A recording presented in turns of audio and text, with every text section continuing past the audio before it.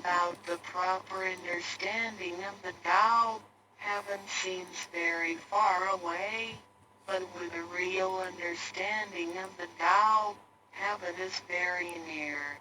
Today your teacher has pointed out the way for you and you may now ascend to heaven with one step.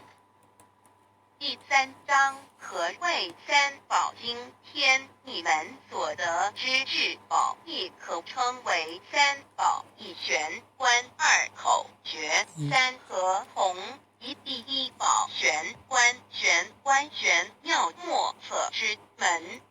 玄观点传师向你们指点之处，它有许多名称，一点本性，此是我本来性良心，它是不毁不灭的，它永远存在。